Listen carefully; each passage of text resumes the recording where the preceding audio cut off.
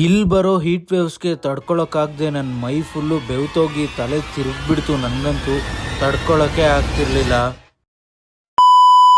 Hello guys, welcome back. ಇವತ್ತು ನಾನು ಬಂದಿರೋದು ಎಲ್ಲಿಗೆ ಅಂದರೆ ತಿರುಪತಿಗೆ.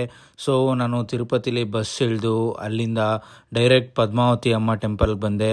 ಅದು ಲೊಕೇಟ್ ಆಗಿರೋದು ಅಲ್ಮೇಲು ಮಂಗಾಪುರದಲ್ಲಿ. ಸೊ ಅಲ್ಲಿಗೆ ತುಂಬ ದಿನದಿಂದ ಬರಬೇಕು ಅಂದ್ಕೊಂಡಿದ್ದೆ, ಅದಕ್ಕೆ ಬಂದಿದ್ದೆ. ಸೊ ಈ ಜಾಗನ ನಾನು ಬರೀ ರೀಲ್ಸಲ್ಲೇ ನೋಡ್ತಿದ್ದೆ, ರೀಲ್ಸಲ್ಲೇ ನೋಡಿ ಖುಷಿ ಪಡ್ತಿದ್ದೆ.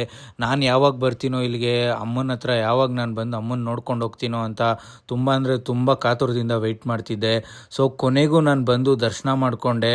ನಾನು ಎಕ್ಸ್ಪೆಕ್ಟೇ ಮಾಡಿರಲಿಲ್ಲ ಅಷ್ಟು ಚೆನ್ನಾಗಿ ದರ್ಶನ ಆಗಿದೆ. ಎಷ್ಟು ಚೆನ್ನಾಗಿ ದರ್ಶನ ಆಗಿದೆ ಅಂದರೆ ನನ್ನ ಲಾಸ್ಟ್ ಮೂಮೆಂಟಲ್ಲಿ ನನ್ನ ಒಳಗಡೆ ಹೋಗೋಕ್ಕೆ ಬಿಡ್ತಿರ್ಲಿಲ್ಲ.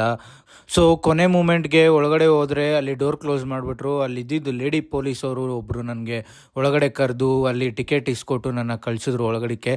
ಸೊ ಒಳಗಡೆಗೆ ಬಂದಮೇಲೂ ಕೂಡ ನನ್ನ ಯಾರೋ ಒಬ್ಬರು ಪೊಲೀಸು ಬೇಗ ಬೇಗ ದರ್ಶನ ಮಾಡಿ ಆಚೆಗೆ ಕಳಿಸ್ತಿದ್ರು.